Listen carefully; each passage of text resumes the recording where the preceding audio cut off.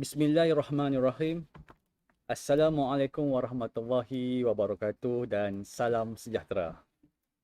Alhamdulillah, syukur kehadrat Allah Subhanahu wa taala kerana dengan berkat dan limpah kurnianya dapatlah kita bersama-sama pada pagi ini, hari Isnin 1 Ogos 2022 untuk satu program yang dikenali sebagai program pengkisahan warisan Kris Jiwa Pahlawan Melayu.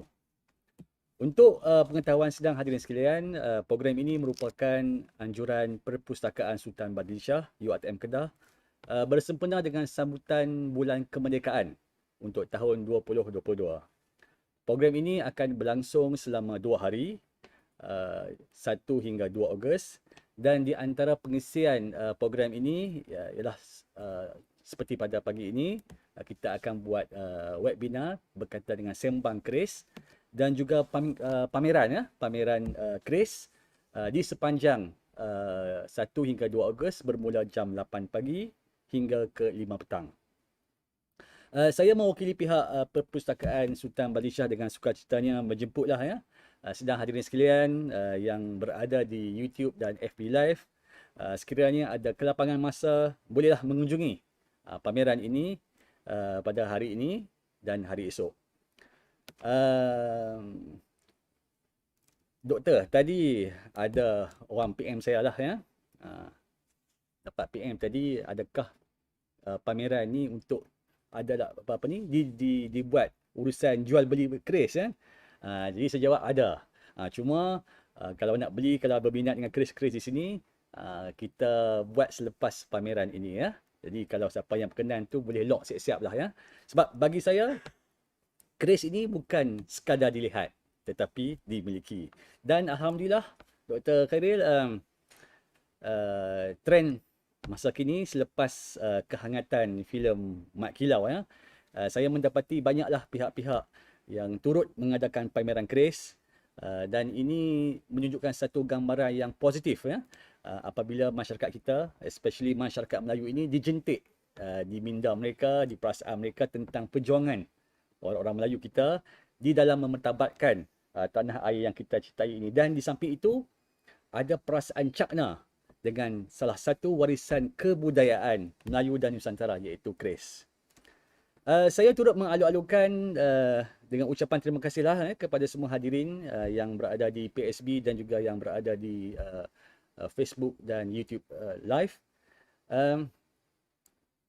Sebelum kita memulakan webinar kita pada hari ini, izinkan saya untuk memperkenalkan sahabat saya ini yang merupakan juga panel untuk webinar pada hari ini, iaitu yang berusaha Dr. Khairil Azhar Ishak,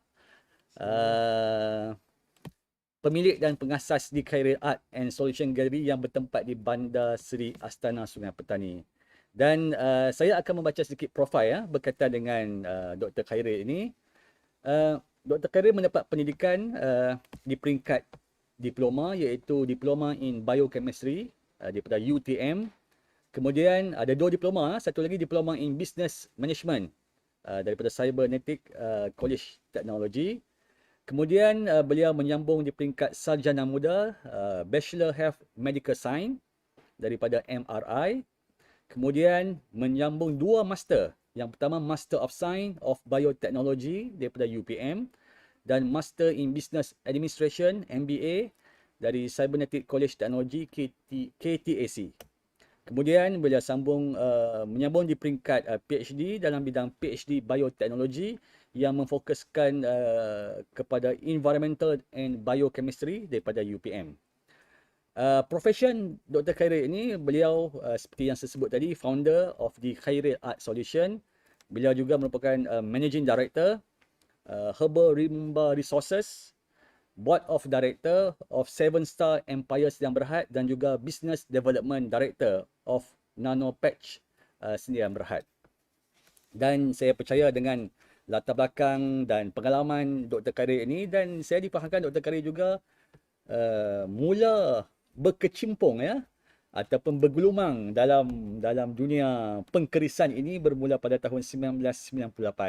Jadi sudah hampir 24 tahun beliau berada dalam arena ini, dan saya percaya Dr. Khairil dapatlah berkongsi dengan kita maklumat, info-info, tips-tips di dalam dunia pengkerisan ini. Jadi tuan-tuan, puan-puan sedang hadirin sekalian, sebelum saya melepaskan soalan kepada Dr. Khairil ini, eloklah saya memberi sedikitlah tentang pengenalan tentang falsafah dan asal usul keris, supaya nanti bila kita tahu falsafahnya, kita tahu sejarahnya, kita tahu asal usulnya, maka kita akan difahamkan pula dengan sifat keris itu secara fizikal dan reka bentuknya. Dan dalam dunia akademik, kalau kita sebut sesuatu perkara, sesuatu bidang itu, dia perlu kepada tema yang tertentu. Jadi bagi saya, apabila kita sebut keris ini, maka terma yang boleh kita simpulkan, yang pertama sekali doktor, mungkin ia sebagai satu lambang maruah. Okey, maruah bangsa kita, lambang kekuatan, lambang kedaulatan, lambang keperkasaan, lambang perjuangan, harga diri dan keagungan bangsa Melayu ataupun masyarakat Melayu. Dan keris ini kita katakan sebagai orang kata senjata tikam, dan dia telah berada especially di Asia Tenggara, bermula daripada Indonesia, di Malaysia, kemudian Singapura, Brunei, Thailand dan Filipina, dan meliputi alam Nusantara ini. Dan setiap keris itu, sedang hadirin sekalian, mempunyai ciri-ciri reka bentuk, mempunyai budaya, hasil daripada kreativiti mengikut masyarakat setempat. Jadi dengan keperbagaian masyarakat Melayu kita di alam Nusantara ini, maka wujudlah pelbagai ciri-ciri reka bentuk yang bersifat estetika, yang akhirnya menjadi satu artifak budaya, warisan orang Melayu kita. Dan jika disebut berkaitan dengan keris juga, dia juga kadang-kadang melambangkan, dia memberi pelambangan, terutamanya kepada agama Islam kita lah, terutamanya kepada Allah Subhanahu Wa Taala. Saya ambil contoh Luke. Kita ada keris Luke 3, Luke 5, Luke 7, Luke 9. Contohnya macam keris Luke 5, Luke 5 ini pelambangan kepada rukun Islam, okey, yang 5. Kemudian Luke 7 melambangkan pelambangan kepada 7 kali dalam tawaf itu, kalau Luke 13 pula melambangkan rukun dalam solat kita. Jadi falsafah, kalau kita kaji betul-betul falsafah mengenai keris ini, memang terlalu mendalam. Itu dari segi pelambangan kepada agama Islam. Dan sidang hadirin sekalian, kalau kita kira sejarah ni, walaupun kajian ini mungkin ada tepatnya ataupun kita tidak ada kepastian, tetapi dalam banyak-banyak bahan-bahan sumber bacaan, kebanyakannya mengakui bahawa keris ini telah wujud hampir 660 tahun yang terdahulu. Saya juga ada mengambil catatan, especially daripada Stanford Raffles. Stanford Raffles ni dalam catatannya pernah mengatakan bahawa beliau telah menemui satu arca di Candi Sukoh. Candi Sukoh ni di tanah Jawa. Jadi dalam gambaran arca di candi ini, didapati ada karakter-karakter ataupun individu yang sedang memegang keris dan sedang menempa keris. Dan dianggarkan sekitar tahun 1391 hingga 1362. Dan pada waktu itu kita katakan, kita anggap keris itu wujud pada zaman tersebut. Dan kerajaan yang wujud pada waktu tersebut adalah kerajaan Majapahit. Okey, yang macam kita yang belajar sejarah ni, kita tahulah kerajaan Majapahit dalam kurun tersebut. Dan kemudian apabila empire kerajaan Majapahit ini jatuh, maka rakyatnya terus meneroka ke tempat baru. Okey, berpindah ke kawasan-kawasan Nusantara ini. Maka mereka ini turut menyebarkan teknologi, cara, kaedah membuat keris mengikut keadaan setempat. Contohnya apa nama ni, kalau kita refer kepada yang di Semenanjung, kadang-kadang mungkin doktor pun pernah dengar agak berkaitan dengan keris Melayu Semenanjung. Jadi keris Melayu Semenanjung ini merujuk kepada inilah orang Melayu yang mendiami Semenanjung Malaysia, termasuklah daripada Singapura, di di selatan sehinggalah ke utara kita iaitu di selatan Thailand. Jadi rakyat ini meneroka, merantau ke tempat baru dan mereka ini turut membawa tradisi keris itu dan disebatikan dengan budaya, dengan panorama persekitaran setempat. Jadi sebab itulah kalau kita tengok keris ni, dari segi desainnya, dari bentuknya itu bermacam-macam. Baik, kemudian doktor, jadi itulah ya soalan saya. Okey, kita mulakan dengan soalan yang pertama lah ya kepada Dr. Khairil. Soalan pertama ni doktor, ia lebih memfokuskan kepada struktur dan reka bentuk keris secara fizikal. Jadi maksudnya termasuklah apakah bahagian-bahagian ya yang terdapat pada sebilah keris ini. Jadi saya persilakan Dr. Khairil. Terima kasih Prof, sahabat saya. Baik, kalau kita dari segi apa yang kita kata keris ni lebih kepada adat dan juga warisan. Dan adat dan warisan ni yang makin lama dah dilupakan. Cuba kita nak timbulkan balik dalam masa suasana sekarang ni, orang dah tak tahu dah. Kalau zaman sekarang ni mungkin dia tak tahu kata keris ni adalah satu senjata orang Melayu. Yang dia tahu keris dia mungkin akan ada di muzium. Kan? Ataupun pergi tengok dekat rumah, nak dapat kat rumah tak jumpa, pergi tengok kat galeri. Kan? Kita ni mungkin ibu bapa nak kenal kat anak terpaksa bawa pergi ke muzium. Oh, inilah keris. Kan? Anak kita tengok pun terkejut. Keris ni pelik. Kan? Sedangkan dia mungkin lebih kenal senjata api. Kan? Dia kenal pistol. Kan? Dia boleh cerita jet-jet pejuang. Kan? Boleh tahu nama. Tapi keris tak dapat langsung. Baik. Dalam adat dan juga warisan yang makin dilupakan ni, kan? Kita nak terapkan balik satu warisan yang perlu kita ingatkan kepada anak cucu kita satu hari nanti. Kan? Kemungkinan lah kan, kemungkinan satu hari nanti kan, keris kita akan jadi satu kebanggaan kan, kebanggaan yang kita mungkin lah kita diri kita sebenarnya bukan kata untuk anak kita kan, diri kita dulu sendiri yang kita kenalkan diri kita untuk kenal dengan apakah warisan kita. Kalau kita tengok dari segi keris ni kan, kita tengok keris mungkinlah tapi sekarang ni kita nak ingat satu keris tu memang terlalu banyak kan, banyak. Jadi yang pentingnya kita tahu kata bentuk ni adalah keris. Berbanding dengan kita tahu dia adalah golok kan, ataupun kita nak bezakan dia dengan badik. Kita tahu ni semua senjata-senjata Melayu kan. Baik. Dalam kalau kata Prof tengok sahabat-sahabat kita yang keluar, kita tengok keris ni, yang dikatakan keris ni dia ada 3 bahagian. Kan? Yang pertama hulu dia, sampir dan juga panggil batang sunai. Jadi ni ada 3 yang penting. Struktur yang penting. Ada 3 ni wujudlah satu bilah keris. Kan? Dan di dalam keris ni, di dalam sauk yang namakan keris ni, dia ada bilah dia. Kan? Bilah ni adalah yang kata senjata daripada besi tu. Kan? Baik. Di bahagian hulu sampai disambungkan juga dengan ini dipanggil pemanis. Pemanis ni adalah satu aksesori lah.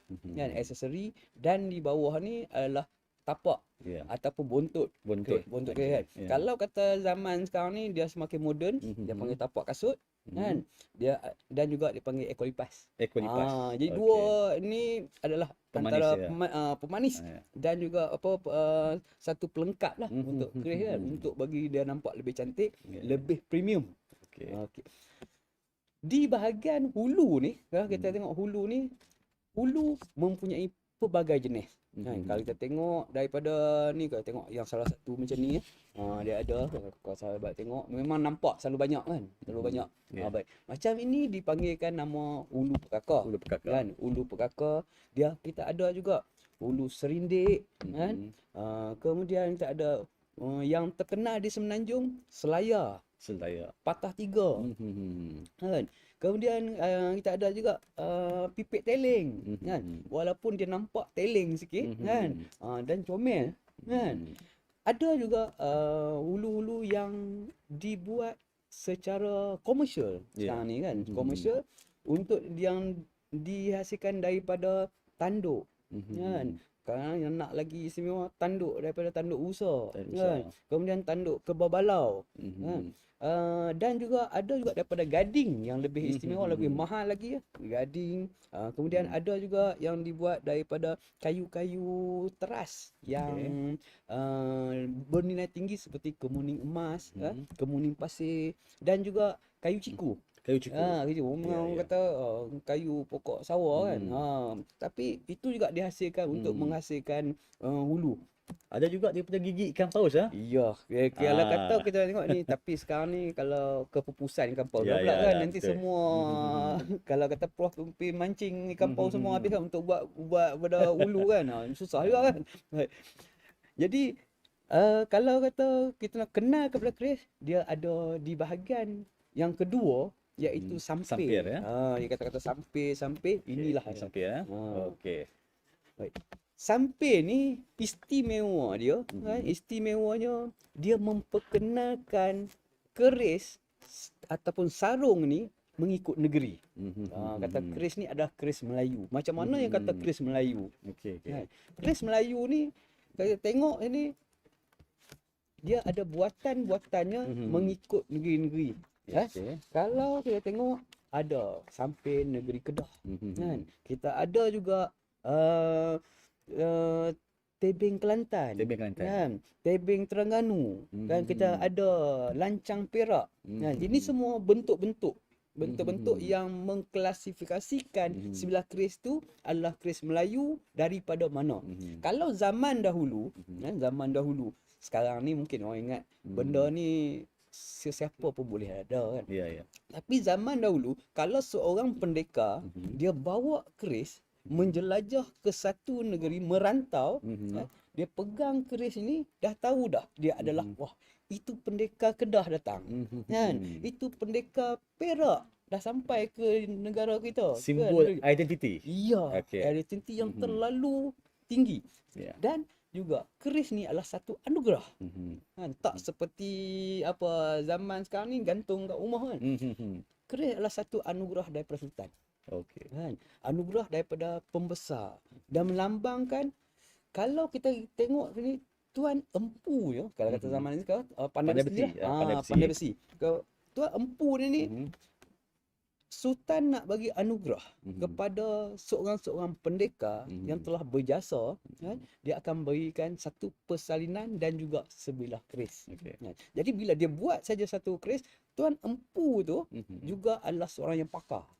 Kan? Dan orang mengenali anugerah yang diberi itu kan adalah anugerah sultan dengan pangkat dia.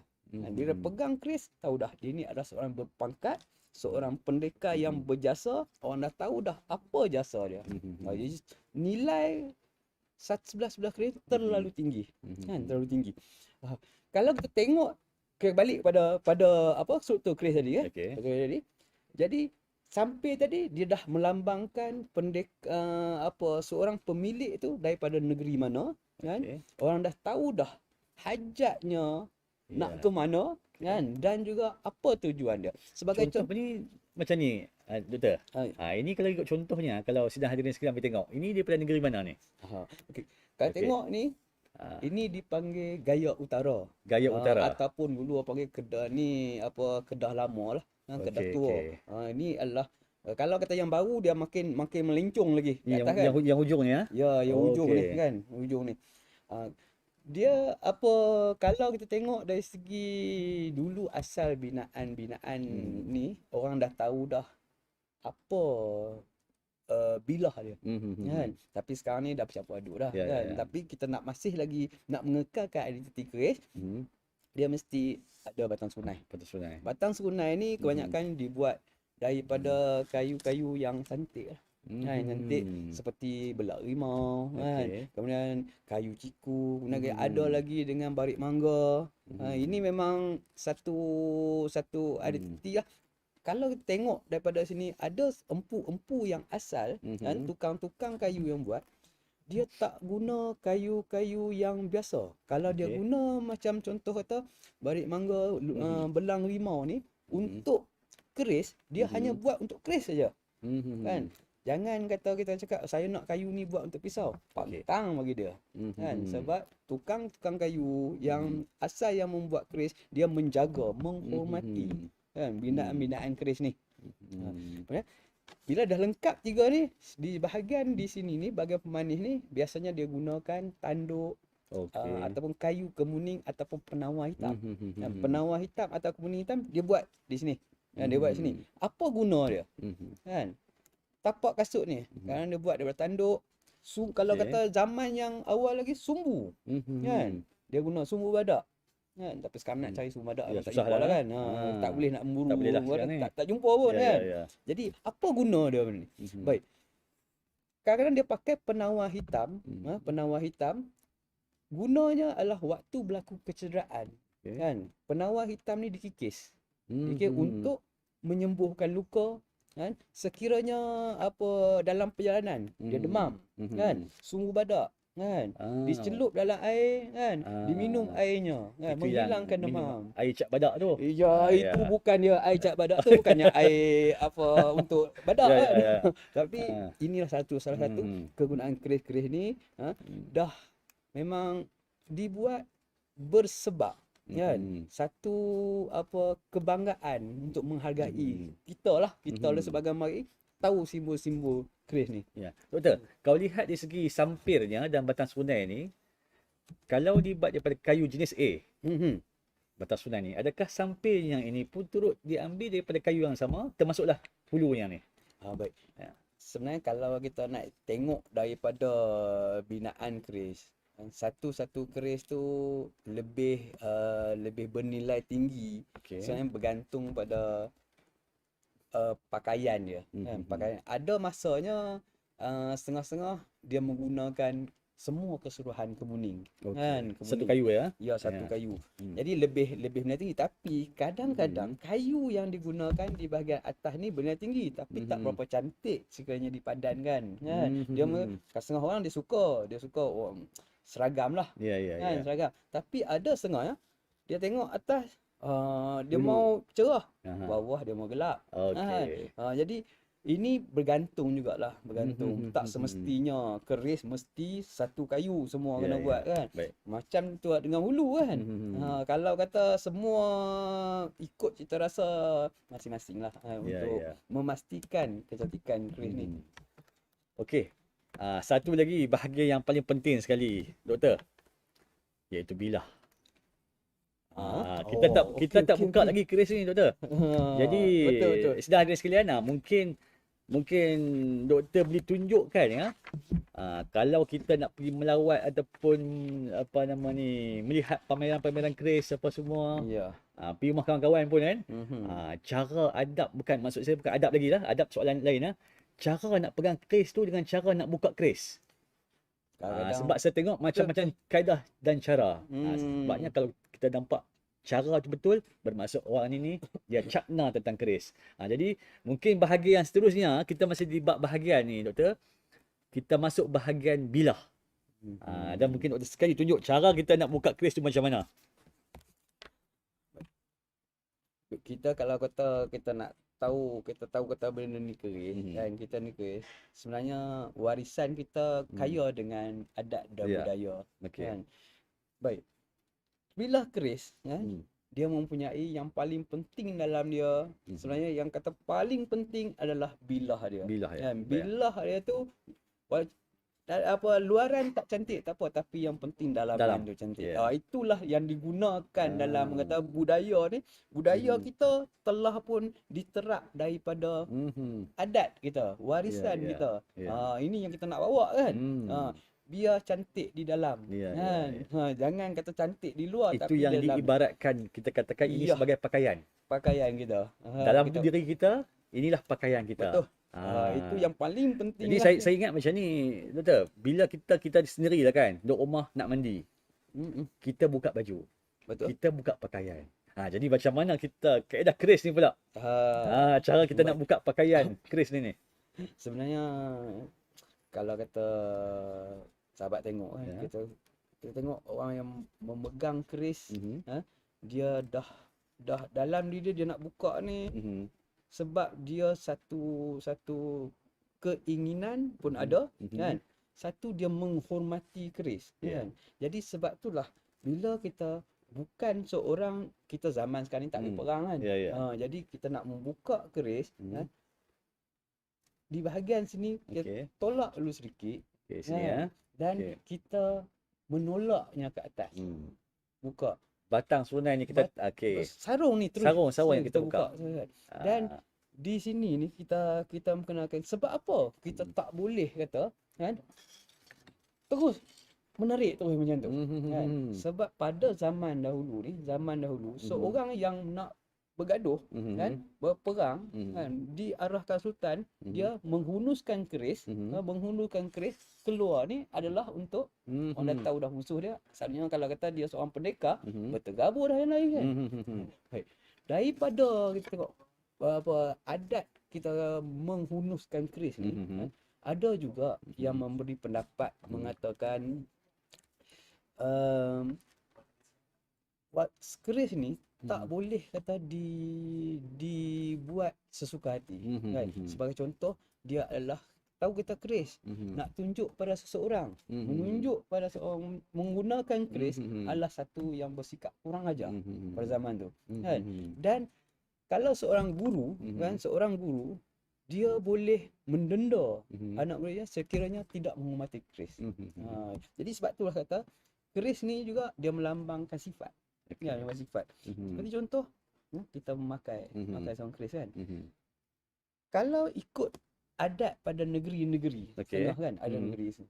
Kenapa dia ulu ni boleh diputar-putar? Dia Tak pusing-pusing suruh kan. pun dia digam kan. Sebab yang pertama sekali, ini melambangkan kita kan, diri kita. Tapi kita ni masih lagi memegang sebagai seorang yang bersifat kita dengan orang Melayu kita lembut kan. Jadi dia menghadap belah sini, menghadap ke belakang kan. Tapi bila kata diarahkan untuk bergaduh kan, untuk berperang kan. Jadi orang tahu bila dia pusing saja macam tu kan, bersiap sedialah anda. Begitulah doktor dalam cerita, bagi sedang hadirin sekalian yang tengok cerita Mak Kilau kan. Apabila Mak Kilau tu memusingkan bilahnya ke sini ni, menghadap keluar ni, maka itu bermulanya aksi pertarungan. Okey. Kalau ke belakang ni maksudnya aman. Baik. Masih boleh buat bincang. Masih boleh buat bincang ya. Boleh buat bincang. Baik. Okey. Itu bahagian-bahagiannya doktor. Alright. Soalan yang kedua doktor. Jadi macam doktor bagi tahu tadi, yang orang yang pandai buat keris ni kita panggil sebagai empu lah. Empu. Ataupun dalam istilah sekarang ni kita panggil sebagai pandai besi. Okey. Jadi mereka ini memang terkenal lah ya, dan mahir dalam bidang pertukangan. Okay. Dan macam-macam lah ya. Macam yang dikatakan tadi, macam kita selain daripada keris ni, kita ada kelewang, kita ada apa namanya parang, pedang, kita ada kerambit, golok, cangkul. Itu semua jenis-jenis senjata yang gunakan lah kan. Okey, boleh doktor terangkan secara ringkas bagaimana proses pembuatan keris itu? Mungkin kita nak refer kepada pembuatan bilah dulu kot. Betul. Macam mana bilah ini, sebab yalah kadang-kadang bila kita buka keris tu, kita nampak macam sekarang ni kan, dengan corak-corak yang mungkin doktor sekali boleh terangkanlah look-looknya, dan yang kita panggil pamor-pamor ni, bagaimana pamor-pamor ini wujud. Ada yang tak ada pamor maksudnya besi yang 100%. Betul. Jadi secara ringkasnya doktor, proses pembuatan bilah keris. Saya buka. Okey. Saya buka dulu, mula saya minta izin. Jangan terkejut lah. Ya. Baik. Okey. Bila kita tengok satu bilah keris kan, satu bilah keris, yang pertama sekali orang tengok dia ni cantik ke tak? Okey. Kan? Bila tengok bahaya ke tak orang ni? Kan? Jadi bilah keris ni dia dah satu melambangkan satu keunikan, Okey. iaitu bilah lurus Mhm. kan. Kemudian dia ada pula Beluk. beluk Ah, kan, beluk satu kan. Mhm. Ni panggil luk satu Luk satu, kan, luk satu ah. selalu lurus kan. Kemudian dia ada yang ganjil-ganjil macam apa Prof cakap tadi Okey, kan. macam ni lah. Dia Ini beluk. ada luk 1, Mhm. luk 3 kan, luk 7 kan, luk 5, 7, 9 sampailah 13. Ya, yang kan. ganjil lah, yang Ah, ganjil. Tapi sekarang ni dah wujud macam-macam dah kan. Contoh keris-keris istiadat kan, Ya, ya. sampai luk 21, luk Mhm. 35, Pun ada. 45 pun saya dah jumpa dah kan. Okey, 52 saya pernah jumpa. Luk 52. 52 Allah. kan. Okey, okey. Panjang kan. Ya, ya, ya. Baik. Tapi yang paling pentingnya sekali luk 1 sehingga 3 ni Mhm. biasanya sultan dia anugerahkan dia pada pendekar. Mhm. Sebab tu orang panggil luk 3 pendekar. Luk 3 pendekar. Okey. Terkenal kan. Mhm. Sebab dia pendekar-pendekar ataupun panglima-panglima zaman tu Mhm. kan, zaman dulu kalau dia pakai luk 3 ni dia selalunya berada di barisan hadapan. Okey. Itu yang kata keistimewaan Luk luk ni tu. kan, Okey, mudah okey. mengenali. Hmm. Kemudian luk 5 sehingga luk 7 ni Okey. kebiasaannya raja dia minta tuang empu dia ni Mhm. kan, tukang-tukang yang khas ni Mhm. buatkan untuk anak dia, Mhm. putera-putera raja. Putra raja. Putera dan puteri raja kan. Mhm. Dia buat luk-luk khas. Jadi selalunya dia akan arahkan tuan empu ni Mhm. buat luk 3, luk 5 5 dan 7 ni. 7. Baik, baik. Baik. Ah. Kemudian luk 9 ni Mhm. dikabarkan kan, Mhm. dikabarkan adalah luk pembesar-pembesar ataupun kalau raja dia pakai Okey. kan. Jadi dia tak pakai, jadi tuan empu ni tak akan buat sebarangan. Itu yang istimewa empu-empu zaman tu. Kalau raja dah anugerah kepada dia kan, pernah jadi satu yang difahamkan oleh otai-otai orang lama lah pada saya lah kan. Okey. Dari segi penceritaan tu, empu ni, tuan empu ni, tukang pandai besi mana tu dia panggil empu ni adalah yang telah membina negara. Kan? Apa kata macam mana empu ni membina negara? Kan? Sultan anugerahkan dia membuat bilah keris. Buat sebilah keris kan, sebilah keris kepada contoh dia kepada Laksmana. Kan? Jadi empu ini akan buat dengan, kalau tengok bilah keris tadi dia ada kerawang. Okey. Kan? Belalai gajah dan juga ada lekuk-lekuk di sini. Sekarang ini di satu personality ataupun empu tadi kenal. Empu tadi dia akan buat jenis macam tu je. Okey. Jadi apa yang kata semua, kalau kata dia buat untuk orang tengok kata bilah macam ni tahu dah. Keluar saja bilah macam ni, oh ini Laksmana. Okey. Kan? Sebab apa? Anugerah sultan Anugerah kepada sultan. dia. Kan? Kemudian kalau kata seorang tu dia temenggung. Kan? Dia temenggung. Sultan dah arahkan dia kan, buatkan satu keris sebagai anugerah kepada temenggung tadi. Kan? Kemudian seorang lagi sultan pula dia arahkan pada bendahara. Jadi orang tahu ini anugerah. Anugerah. Ya, ya. Kan? Dibuat khas. Jadi empu ini kan, dia telah membuat apa? Dia telah pun membina satu jawatan kan, jawatan temenggung, satu jawatan bendahara Ya, kan, satu jawatan Laksmana. Kemudian anugerahkan juga kepada bentara kan. Kemudian ada juga yang dianugerahkan kepada pengawal-pengawal peribadi kan, yang menjatuhkan hukum. Ya, ya. Kan. Jadi keris-keris ni dah jadi melambangkan satu pangkat kan, satu arahan daripada Ya, ya. sultan. Jadi sebab tu ada dikatakan empu ini kan, dikumpulkan dalam satu negara dapat mewujudkan satu kerajaan. Kalau empu ni buat keris yang berkualiti Okey. kan, panglima-panglima dia kan, panglima-panglima dia juga telah pun berjaya Ya, kan ya. di medan perang Ya, kan. ya. Jadi itu kata kekuatan satu-satu negara ni terletak pada empu Pada ni. empu. Sebab tu kita tengok empu ni bukan main-main kan. Ya, ya. Bukan semua orang boleh buat Ya, lah ya. dia. Sebab saya pernah baca satu artikel, doktor, empu yang buat bilah keris ni, sehingga kan kalau keris itu nak dibuat untuk kerabat sultan ataupun Ya, pemaisuri untuk pemaisuri ataupun untuk puteranya, maka si empu ni waktu nak menempa keris ini harus berpakaian warna kuning. Ha, kalau untuk dibuat untuk para pembesar ataupun pahlawan-pahlawan ataupun orang kata pembesar, inilah pembesar pendekar-pendekar ni, si empu ni kena pakai baju berwarna hitam. Dan kalau keris itu ditempah oleh rakyat kebiasaan, Betul. maka empu pun pakai baju biasa. Jadi apa pendapat? Ada tak? Saya pernah terpetik lah statement Sebenarnya berkaitan dengan empu ni. saya ada pergi melawat lah satu tempat apa pembuatan bilah keris kan. Ini cerita hampir awal tahun 2000 dulu lah kan. Pada masa tu yang buat ni dia cakap bila kita pergi tengok tengok orang yang tua-tua, empu-empu lama. Ini cerita empu lama lah kan, tukar pandai-pandai besi lama.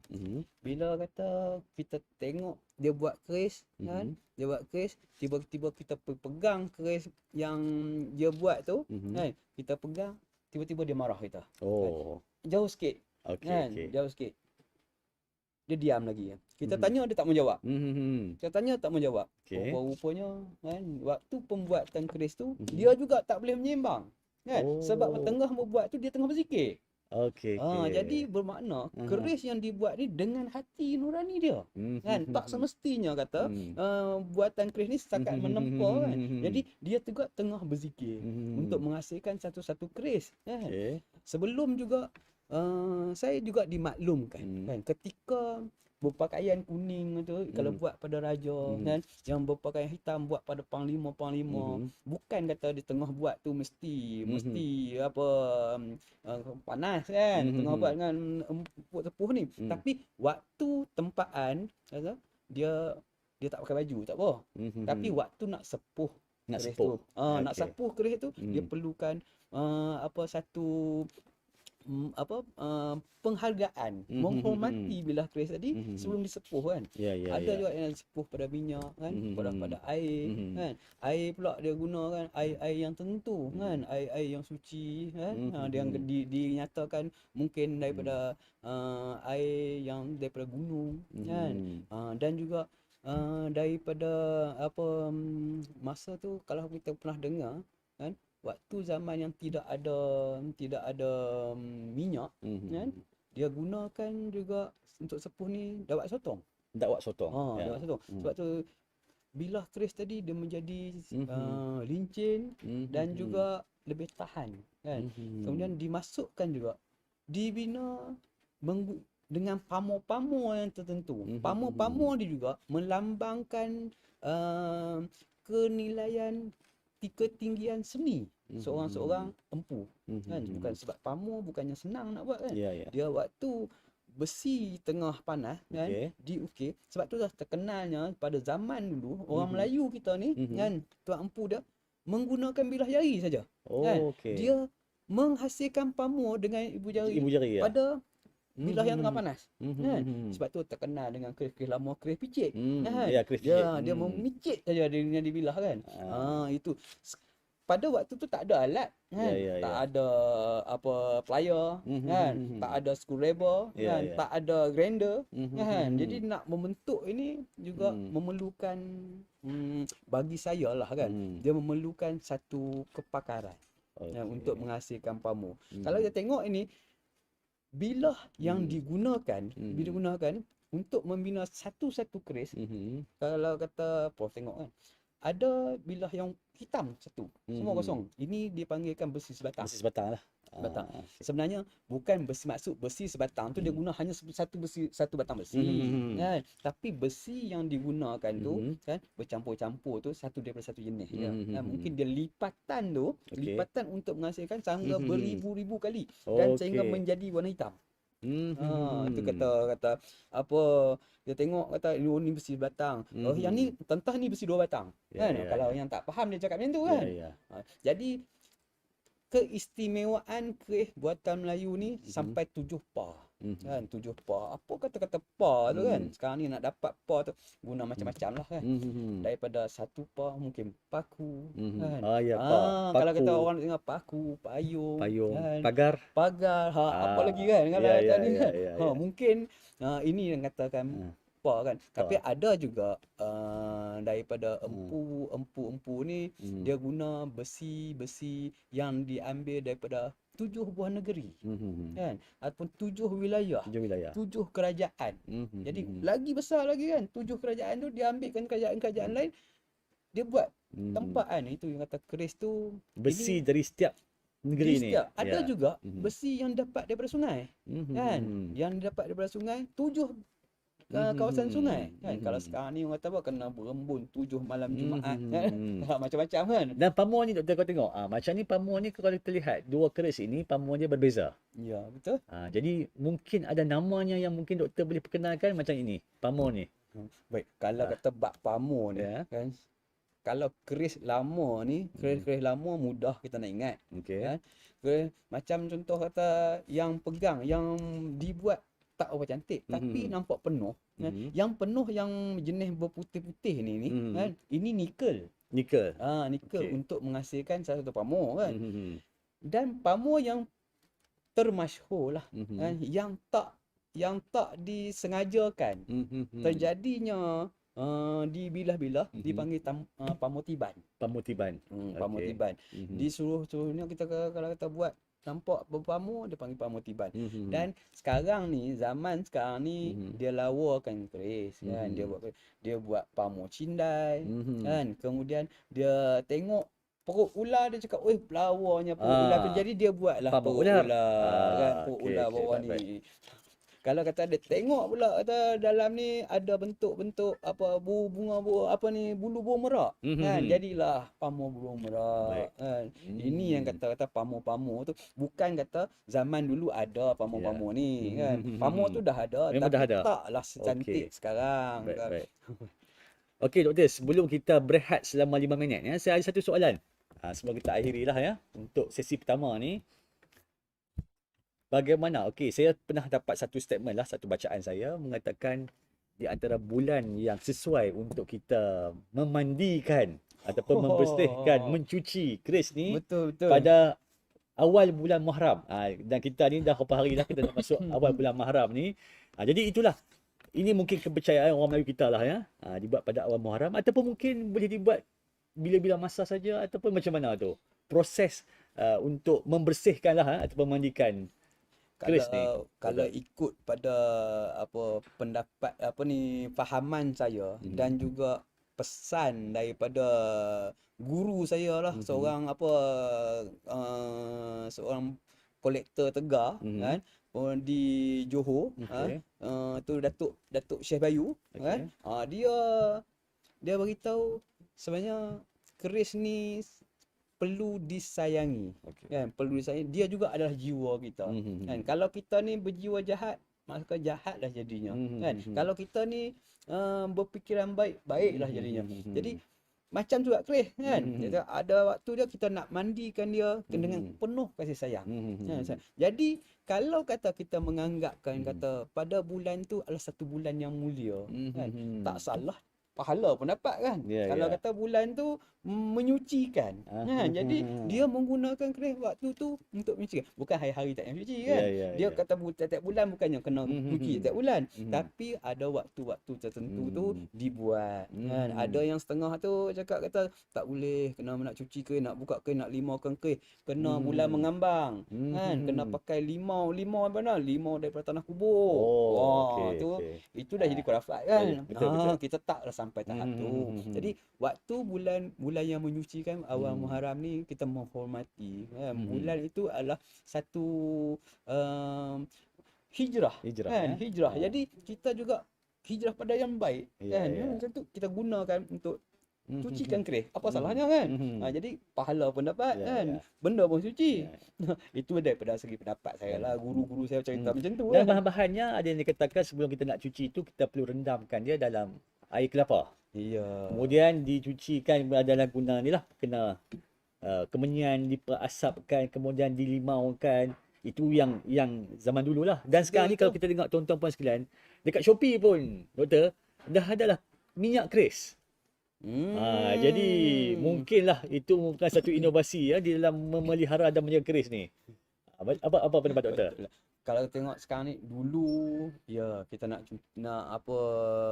cuci keris, kena limaukan dia kan, dia kata kena limau kasturi kan, kena diasapkan kemenyan kan, mesti tiap-tiap malam sempurnama kan, kena. Tapi zaman sekarang ni dah berubah kan, zaman dah berubah, tak seperti itu. Sebab apa?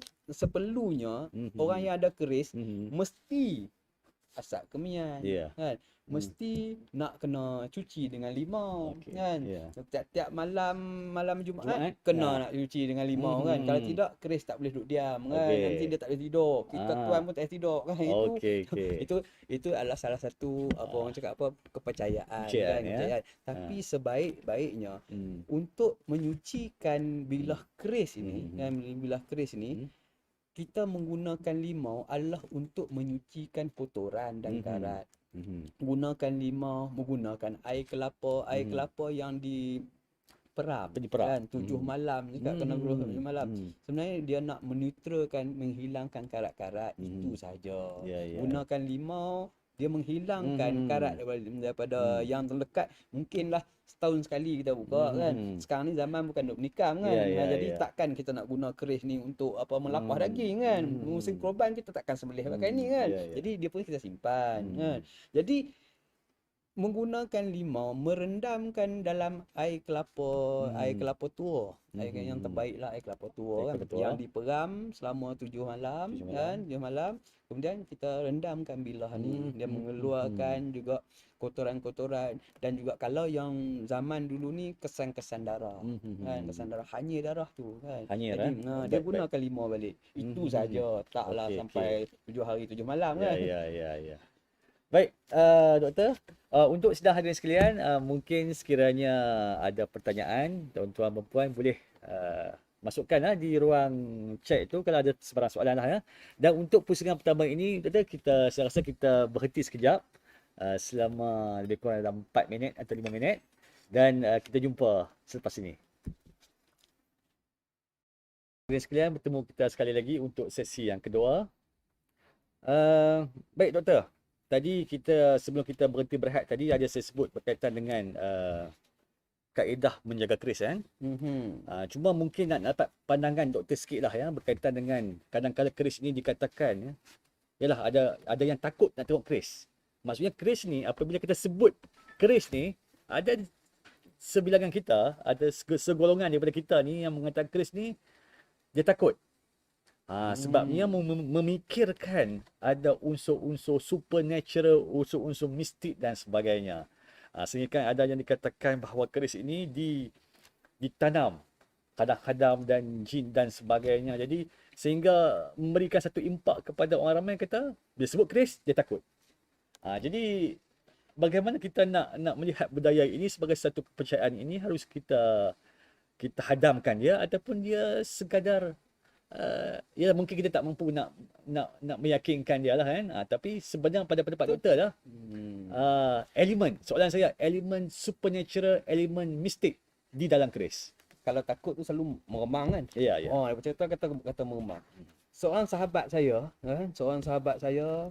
Laksmana Damuri, dia selalu bercerita, dia kata dalam keris ni ada pengisian kan. Jadi pengisian, orang cakap, keris ni kena buat satu pengisian ke? Isi benda apa? Isi benda baik ke? Isi benda tak baik kan? Sebenarnya perkara-perkara ni adalah perkara-perkara lama yang telah pun berada dalam masyarakat kita. Kan? Dia cakap keris ni kena dikemenyankan. Perlu dilimaukan setiap malam tertentu untuk menaikkan satu semangat dia. Jadi pengisian yang setengah-setengah yang dibuat tu kemungkinan dia menggunakan ayat Quran. Dan ada juga satu benda yang menggunakan perkara yang tak elok. Kan? Mungkin dia gunakan mantera. Kan? Dia menggunakan. Jadi benda tu tak wujud. Zaman sekarang kita ni dah berada dalam fikiran kita benda tu. Bagi saya sebenarnya keris-keris ni kita kena jaga adat dia kan. Adat dia. Itu sahaja untuk mengelakkan orang kata apa, kepercayaan tahyul ni kan, yang masih ada lagi dalam masyarakat kita. Tapi kita tak menolak, kata benda ni tak ada kan. Sebab zaman yang dah moden kan pun kan, masih wujud lagi perkara-perkara ni diamalkan kan, kemudian sebagai satu penempatan dalam keris ni. Itu mungkinlah yang kita kena kikiskan sikit untuk masyarakat zaman muda sekarang ni Cuma kan. satulah kita kena ingat ya, sebelum Islam disebarkan di tanah Melayu, keris sudah berada. Jadi keris ini berada sebelum zaman kedatangan Islam lagi. Dan sudah pasti perkara-perkara yang berbentuk animisme, aktiviti pendukunan kan, kalau kita tengok dalam filem-filem pembobohan, kalau nak memanggilkan apakah mesti gunakan keris kan. Jadi itu kadang-kala memberi satu impak yang kadang-kala tidak berapa baiklah kepada nilai estetika keris itu sendiri. Baik, doktor, seterusnya seperti yang saya ceritakan tadi berkaitan dengan sejarah keris ini kan, dikatakan daripada Majapahit 1362 dah ada lah gambaran-gambaran mengatakan ada segolongan sekumpulan manusia yang telah membuat keris, kemudian disebarkan ke tanah Melayu kan, dan di kepulauan Nusantara kita ini. Dan satu lagi istilah lah, keris Melayu Semenanjung. Jadi doktor kita sekarang ni macam-macam, Kedah, Kelantan, Perlis, Perak, sebagai Negeri Sembilan dan sebagainya. Setiap negeri ini mempunyai keris mereka yang tersendiri. Seperti yang saya beritahu tadi kan, daripada hulunya, mereka bentuk sampirnya kepada batang sunainya ni bermacam-macam jenis. Jadi soalan saya itulah berkaitan dengan jenis-jenis keris di alam Melayu Nusantara ni. Mungkin doktor boleh share kat kita. Baik, kalau kita tengok di pasaran hari ni dah mula terkenal sejak apa keluar filem Mat Kilau kan. Kita tengok orang dah mula memberi satu kesedaran kan, kesedaran, dan mula nak kenal, nak tahu keris ni. Dia tengok uish, keris ni macam-macam jenis ada kan. Nak mula yang mana ni nak kenal kan. Mungkin setengah orang dia ingat janji keris. Janji keris ada satu pun cukup lah kau. Baik, kalau kita tengok daripada segi bentuk-bentuk keris, tengok keris yang panjang. Keris yang paling panjang sekali dipanggil keris penyalang. Keris penyalang ni adalah ataupun masyarakat kita lebih kenal dengan keris hukum. Kita bawa tak ini doktor? Hari ni kita tak bawa rasanya keris hukum hari ni kan. Keris hukum ni kan dia digunakan pada waktu zaman dulu adalah atas arahan raja untuk menghukum pesalah-pesalah. Pesalah saya difahamkan keris yang panjang tu bila seorang pesalah telah dijatuhi hukuman mati kan, ditikam di bahagian bahu sebelah kiri sehingga menembusi jantungnya. Sebelum ditutup dan ditarik. Kemudian dilepaskan kan, dilepaskan, darah akan keluar kan. Itu menyebabkan kematian lah yang paling cepat. Baik, kemudian sekarang ni kalau tengok keris yang keris hukum ni memang cukup popular di dalam istiadat. Istiadat pun digunakan keris hukum atau keris penyalang ni. Orang bergambar pun mesti nak letakkan Kalau tengok keris tu panjang, nak letakkan itu bergambar kan, bergambar. Ni bukan apa? Handsome. Kan? Saya memang handsome, saya tahu kan. Jadi dia letak macam ni kan. Jadi itu pun adat. Kat mana keris tu nak diletakkan? Kan? Jadi kita kena tahu juga keris penyalang tadi. Tahu ni ambil penyalang, pergi buh kat belakang. Kan? Tak kena pula kan. Tapi kita kena nak tahu juga keris ni guna dia. Kemudian keris anak alang. Anak alang ni dia bilah dia lurus, tapi dia pendek. Pendek daripada keris, kalau kata anak alang, keris alang lah kan. Alang bapaknya lah kan. Anak alang. Penyalang dia lurus panjang, kan, dia panjang kan. Kemudian keris alang ni dia pendek sikit. Pendek sikit keris alang. Dan juga kalau kata ikut daripada pemerhatian saya, sekarang ni Teh alang ni pun ada banyak jenis. Mhm. Ada yang halus, Mhm. terkenal dengan nama alang padi. Alam padi. Alang Okey. padi Hmm. satu-satu teh yang bagi saya nampak unik. Dia Mhm. kecil, kan? Mhm. Lebih halus, tetapi Mhm. kekuatan dia Mhm. cukup cukup memberi satu um, satu semangat. Kalau seorang yang memilikinya tu, dia akan rasa semangat. Bila kecil cili padi, kan? Sebab tu dikenalkan dengan apa? Alang padi, Ya, ya, kan? ya, ya. Baik. Kemudian kerih-kerih yang jenis kerih macam dengan apa, uh, kerih hukum tadi, kerih ni dia tak digunakan, disalahgunakan, tak dibawa di peperangan, kan? Kes tu hanyalah untuk Menghukum. menghukum. Okey, ataupun Jadi menyalang ya. ya, Ya. mungkin orang ingat selapas, oh ni panjang, kan? Hmm. Panjang ni lebih baik duduk kat depan lah, Ya. kan? Lagi senang menang, Senang kan? menang ya. Baik. Kemudian kita ada yang terkenal, satu keris yang terkenal di sebelah Pantai Timur, iaitu keris Pandai Saras. Pandai Saras. Pandai Pandai Saras. Pandai Saras. Ada juga kata Pandai Pandai. Saras. Pandai Pandai Saras. Saras. Panah Okey. Saras. Macam-macam. Tengok, Okey, okey. macam-macam kita boleh ni kan, mungkin itu dialek lah.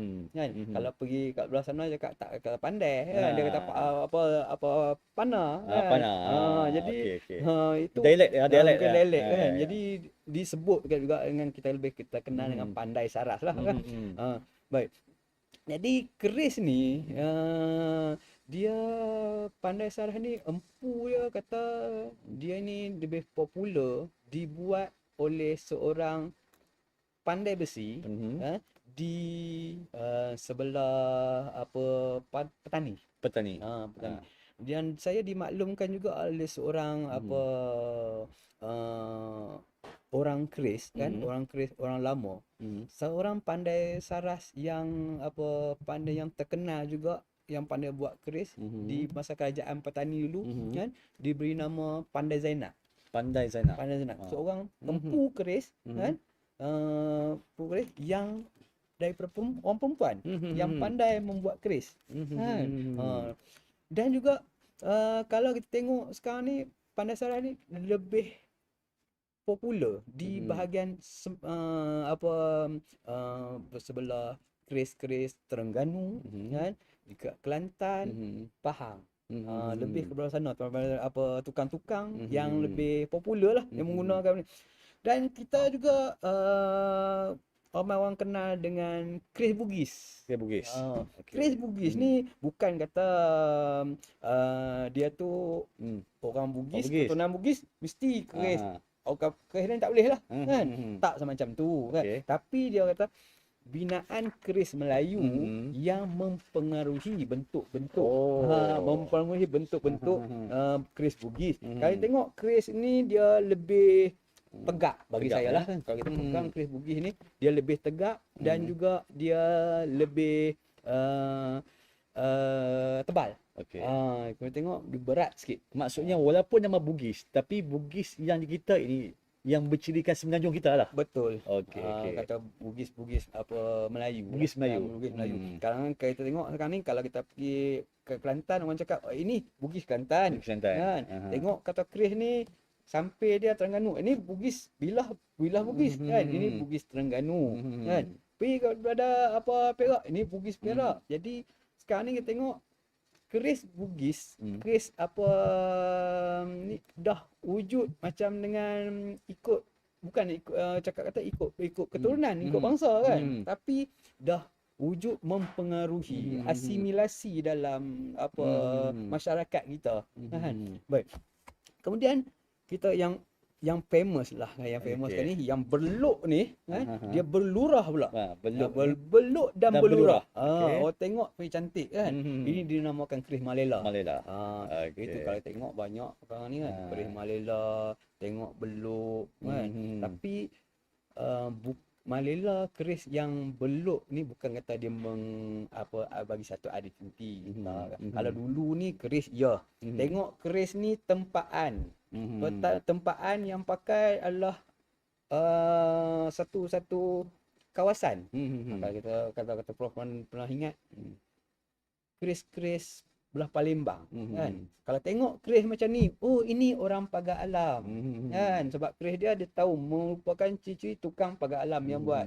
Kemudian keris ni adalah keris Rejang Lebong kan, kawasan Rejang Lebong punya, dia punya buatan dia lagi cantik macam ni kan, dia ada kerawang-kerawang dia macam ni. Kemudian dia ada juga keris Melayu Sempena Riau Sempena kan. Riau. Kau tengok, Okey. oh ini keris sempena kan, dia pakai. Sebenarnya keris tu bukan kata nak tahu nama dia tu keris Sempena Riau, tapi kawasan dia di Riau kan. Ya. Kawasan pagar alam kan, pagar alam. Jadi keris tu empu yang buat daripada pagar Pagar alam alam. kan. Okey. Jadi kalau dia duduk di bahagian tepi kan, di bahagian tepi pesisir laut kan, pesisir pantai kan. Guru saya cakap kata, ni adalah keris pagar alam pesisir. Pagar pesisir. Kan? Lebih panjang ke tepi kan. Ya. Jadi bila keris tu dia juga menunjukkan dari mana tempatnya asal kan, dan juga siapa pemilikkan dia. Itu kata keris-keris ni nama macam-macam jenis tengok kan. Dan juga kita tengok bilah yang lurus kan, bilah yang lurus.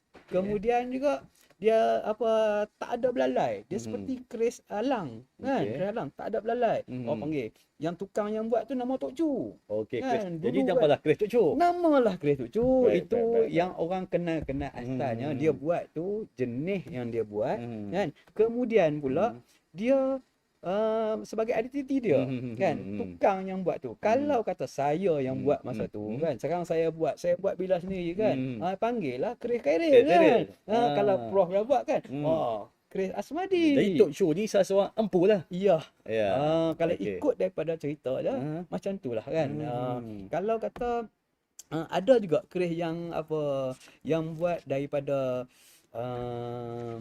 orang cakap kata satu keris yang orang suka dia tahu keris tu cantik kan. Saya ada satu keris cantik. Saya tahu orang ni yang buat kan. Kemudian dia bercerita pada orang lain kan, bercerita dan tersebarlah keris tu. Dekatlah nama keris tu, keris Carita. Carita. Okey. Kan. Jadi, betul. Keris Carita, Carita. Ini Maksudnya penghasilan penceritaan daripada Penceritaan. satu seorang ke seorang yang lain. Ya betul. Ya. Itulah kata sejarah daripada daripada cerita-cerita Ya, lama cerita lama, kan. Okey, baik betul. Itu di antaranya lah. Ya, kalau salah tuan-tuan, satunya. perempuan sekalian, kalau nak tengok lebih banyak jenis keris, maka jemputlah hadir pada hari ini. Contohnya di belakang bahagian kami ini. Ini semua di antara keris-keris lagi, dan di sekeliling pameran di lobi ini. Banyaklah keris-keris yang tuan-tuan perempuan sekalian boleh lihat, saksikan. Dan yang penting sekali kita melihat betapa cantiknya reka bentuk seni tempaannya, seni pembuatannya, Betul tak tengok melambangkan hari ni kebudayaan kan. Melayu. Ya. Kita ada keris hari ni kan, keris Riau. Riau. Kalau keris Melayu Riau kita ada kan, kita bawa juga keris ni nak kenakan keris Melayu Deli Ya, kan. ya. Kemudian kita ada juga keris Cenok Patani kan, yang daripada Semenanjung macam takkan keris Indonesia aja Ya, kan. ya. Keris lama Indonesia. Kita ada keris kita bawa nak bagi, bukan kata untuk melihat sendiri kan. Ya, Kalau ya. kata nak minta pegang pun kita bagi pegang Baik, sendiri. baik. Dan juga keris yang istimewa kan, keris Tan Sri. Orang nak cerita keris Tan Sri kan. Hari ni kita bawa keris Tan Sri. Keris Tan Sri. Tapi Tan Sri mana kita rahsia dirahsiakan lah, ya. Tapi inilah keris istimewa kita Ya, hari ni. ya. Ya bro. Okey. Selain daripada tu, Doktor, sedang hadir sekalian, kita juga ada ni, di antaranya dipanggil sebagai baladau dan sewar. Ini merupakan salah jenis lain lah, jenis senjata Melayu yang lain. Ya. Ataupun kita kata yang baladau ni sebagai badik lah ya. Sebagai badik. Jadi bukan sahaja keris, maka walaupun nampak dia seolah-olah keris, tapi nama dia lain ya. Betul. Okey, seterusnya kita pun dah sikit lagi, Doktor. Nak lihat sikit lagi. Saya cuma nak lihat di segi aspek pantang larang. Okey, Betul. pantang larang, cara kita, tadi Doktor dah tunjukkanlah cara kita nak menarik kan, nak melihat keris dan sebagainya. Adalah adab-adab lain ataupun pantang larang, mungkin Doktor boleh sembang sikit berkaitan dengan bisa mungkinnya ada yang katakan keris ni bila kita kan, ada yang katakan nak dicium boleh, ada yang tak boleh dicium. Jadi itu yang saya maksudkan tu. Apa jualah yang berkaitan dengan pantang larang dan tabiat yang boleh kita kaitkan dengan keris ni. Baik, ini pantang larang ni sebenarnya kita yang buat. Sebab tu jadilah satu apa? Satu yang benda yang boleh, Perlakuan lah. perlakuan yang tak boleh kan. Kalau kita sendiri, sebenarnya kenapa kita buat pantang larang? Sebab saya buat pantang larang sebab ni keris ni saya punya. Kan kalau saya tak buat, orang buat sesuka hati. Ya. Saya tak boleh, ni hak saya kan. Jadi Ya. saya marah. Ya, Jadi saya pun buat cakap, keris ni tengok boleh kan. Jangan duk buka-buka. Kata-kata. Jadi satu ni bila dah disampaikan pada orang ramai, pada orang lain seorang ke seorang yang lain. Jadi keris kita kena hormat lah. Siapa empunya kan. Jangan sesuka hati. Ada yang cakap kata, keris di apa letak di muatan tertempat. Sebab dulu ni keris ni adalah satu senjata, satu keagungan kan.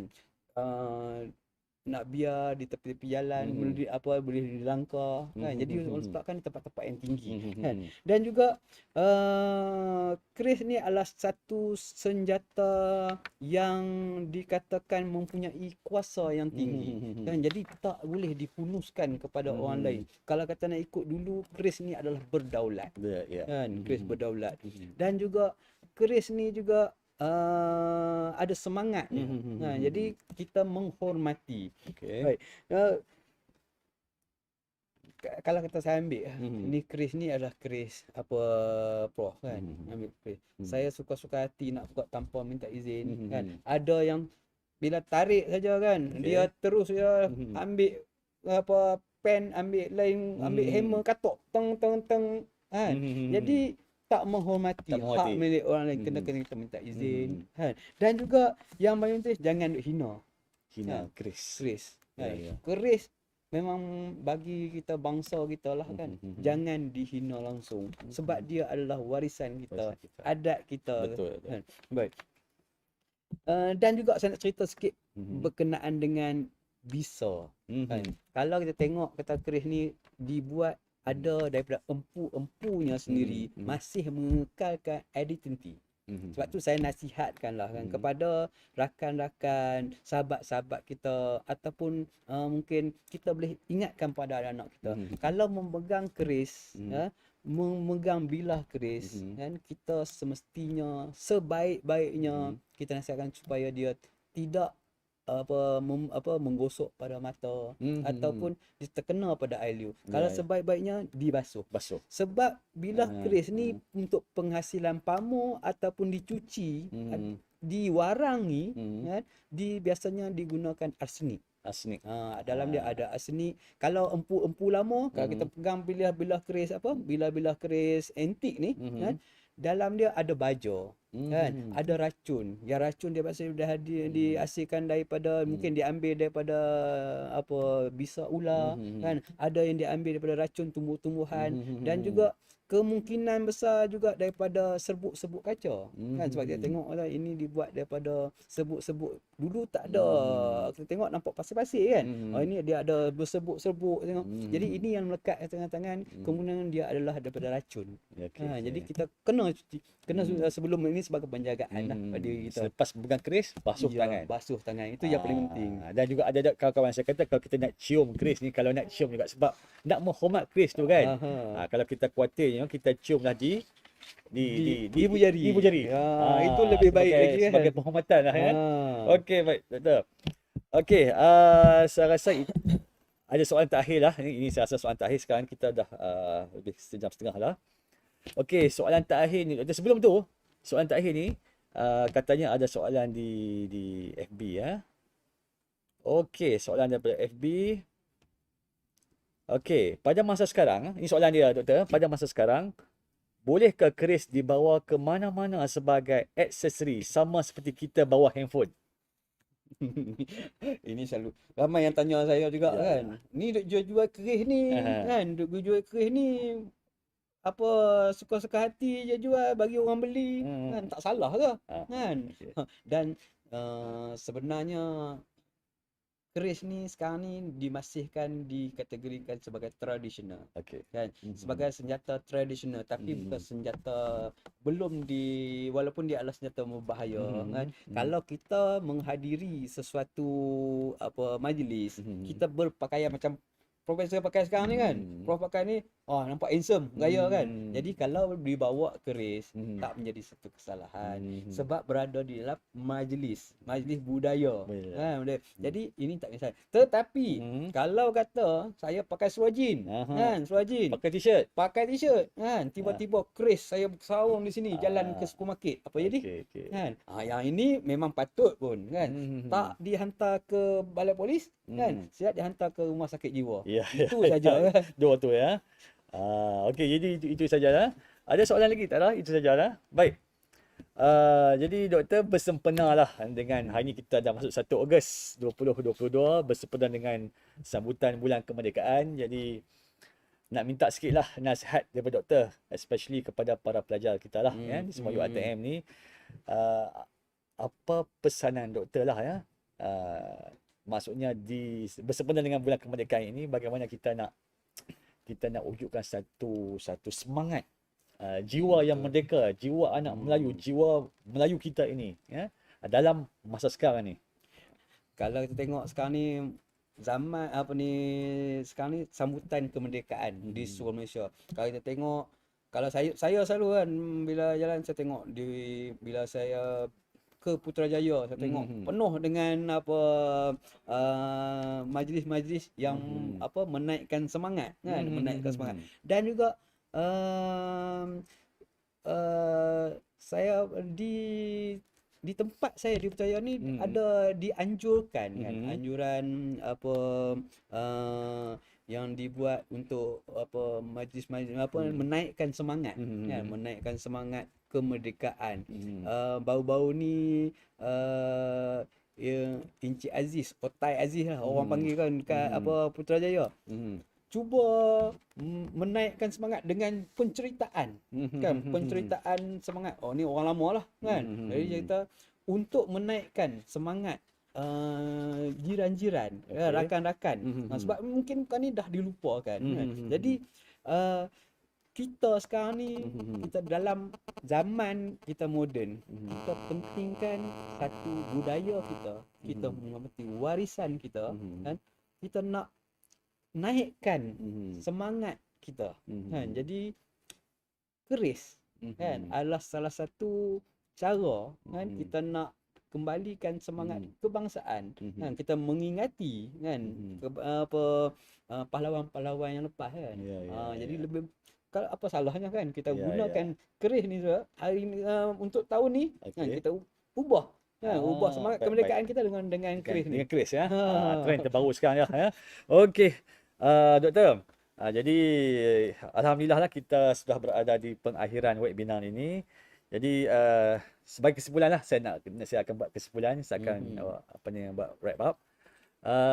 Begitulah tentang kepentingan keris ni dalam dunia Melayu kita ini, di segi nilai-nilainya, di segi estetikanya, dan inilah merupakan satu wadah dan elemen yang sangat signifikan dalam aspek kebudayaan Melayu ni. Keris ni merupakan satu elemen yang sangat istimewa kan. Jadi doktor, di akhir ni, sebelum saya membuat kesimpulan berkaitan dengan keris ni, mungkin di akhir ni saya nak bagi masa sikit dekat doktor untuk kita nak dirikan keris, nak menegakkan keris ya. Cepat ni. Okey. Jadi sebelum tu tuan-tuan dan puan sekalian, doktor boleh cuba untuk ni lah. InsyaAllah. Okay. Jadi tuan-tuan dan puan sekalian, sebagai kesimpulannya, kita harus faham apabila kita sebut berkaitan keris ini sebenarnya melambangkan satu simbol kekuasaan, satu simbol adat istiadat di negara kita di Malaysia. Cuba kita lihat yang di Pertuan Agong ataupun sultan-sultan ataupun raja-raja di tanah Melayu ini, mereka mempunyai dua keris, satu keris panjang dan satu keris diselit. Jadi keris panjang ini untuk yang di Pertuan Agong contohnya dianggap sebagai satu keris pertabalan kan. Di nama keris yang seperti doktor beritahu tadi itu, keris panjangnya itu diambil besinya, bilahnya itu daripada 11 negeri-negeri Melayu, dan di sampirnya itu beradanya logo kerajaan persekutuan dan juga logo-logo 11 negeri Melayu.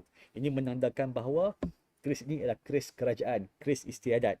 Jadi tuanku yang di Pertuan Agong pun sama juga kan? Apabila dia ada pertabalannya, dia kita lihat mencium keris. Jadi ada juga orang bertanya saya, kenapa nak kena cium? Jadi sebenarnya kita kena ambil kata-kata Laksmana Hantuah. Ada tiga elemen maruah Melayu. Okey, apa dia ketika itu yang boleh kita kaitkan ketika upacara pertabalan? Yang pertama, keris. Okey, keris yang kita ada ni merupakan satu identiti orang Melayu kita. Kata keris, orang tak ingat bangsa lain, bangsa Melayu. Bagaimana kita nak hormatkan dia? Kita cium ataupun kita kucuk. Itu yang pertama. Elemen yang kedua, tanjak macam yang doktor pakai ni. Tanjak ni menunjukkan simbolik tanah yang dipijak ialah tanah Melayu, bumi Melayu. Itu yang kita tanjak ni kita kena faham ya. Dia satu set dengan keris ni ya. Bumi Melayu. Bagaimana kita nak menghormati dia? Dipakai di kepala, di atas sekali. Itu sebagai tanda penghormatan kepada tanjak. Dan yang terakhir sekali, Al-Quran. Dalam pertabalan pun ada Al-Quran. Musyaf Al-Quran ni dicium sebagai tanda penghormatan, dikucuk oleh Yang di-Pertuan Agong. Kenapa? Elemen maruah Melayu sebagai orang kata simbol identiti agama. Bila kata orang Melayu ni, agamanya agama Islam. Jadi Al-Quran itu sebagai elemen maruah Melayu. Okay? Jadi macam itulah juga ya. Kalau seperti ada satu artikel yang saya baca ni doktor, yang katakan simbol identiti. Jadi macam doktor kata dari segi pembuatannya itu sudah menunjukkan identiti kawasan dan sebagainya, turut disokong oleh seorang pelayar daripada Portugis, Tom Pais. Dan Tom Pais dalam bukunya bertajuk Suma Oriental ataupun Dunia Timur ni menceritakan katanya lelaki Melayu tidak berenggan dengan keris. Maksudnya zaman dulu tu keris ni sudah menjadi satu perkara biasa. Macam handphone kita lah sekarang ni ya.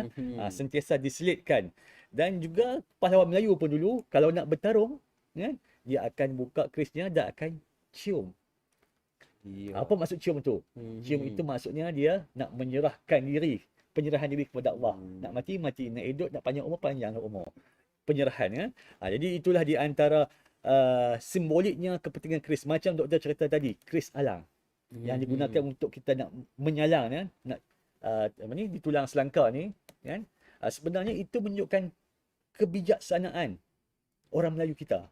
Sebab apa? Sebelum tu hukuman bunuh ni penggal kepala, gantung, tembak sampai mati ataupun identiti bangsa. kan. Jadi hukuman mati keris ni kita nak memastikan bahawa jenazahnya itu senang nak uruskan. Tak terseksa lah. Tak terseksa. Jadi keris itu juga melambangkan kepada satu aspek kebijaksanaan orang-orang Melayu kita dahulu kan. Itu yang katakan kata keris. Dan selain daripada itu doktor, keris ni pada masa sekarang lah, itu kita sembang masa dahulu. Sekarang ni keris ni dah menjadi lebih kepada orang kata apa, kita masih mengamalkan ya. Saya percaya sidang hadirin sekalian, kita kena keris time bila? Time nak kahwin. Time nak kahwin kena pakai busana Melayu baru tahu keris. Betul. Tapi keris yang kita nak kahwin ni, keris yang selit tu bukan keris betul lah ya. Jadi dah kahwin. Astagfirullah. Dah pakai keris juga, tapi keris yang kahwin, keris yang hak pendek lah. Kalau tidak saya nak bagi satu keris untuk kahwin. Jadi maksudnya keris tu pun melambangkan orang kata Raja Sehari. Sebab apa Raja Sehari? Maksudnya keris tu melambangkan sehari je pakai. Dan bermaksud simboliknya dia kena simbol kewibawaan kepada si lelaki untuk menjaga si wanitanya selaku isterinya. Itu di antara kepentingan keris lah. Dan sebagai sekarang ni pun berlaku sebagai orang kata perkakasan dunia bersilat, silat gayung dan sebagainya. Untuk sini aksi bela diri dan seterusnya. Keris-keris ni sebagai cenderah hati. Sekarang ni banyak kepada cenderah hati lah ya. Sekali lagi itu yang saya katakan, siapa yang berminat untuk melihat keris-keris Dr. Khairil ni bolehlah datang ke PSB ni. Kalau rasa berkenan bolehlah. PN tepi lah. Dan sebelum tu ada doktor nak tunjuk cara nak dirikan keris. Mungkin orang ingat kan apa, mendirikan keris ni satu amalan. Ya, itu yang kita nak bongkarkan. Kalau tuan-tuan boleh tengok lah, kita dirikan keris dalam YouTube ataupun dalam TikTok kan. Kita katakan ini mesti ada benda di keris ni. Tapi sekarang ni kita nak minta Dr. Khairil dirikan keris. Sebelum kita akhirkan webinar kita pada hari ini. Ini Chris ya. Bismillahirrahmanirrahim. Okey.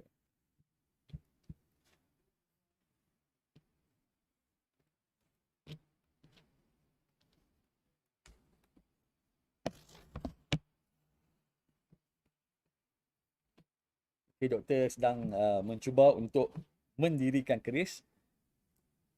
Nanti saya akan simpulkan kenapa keris ini boleh berdiri.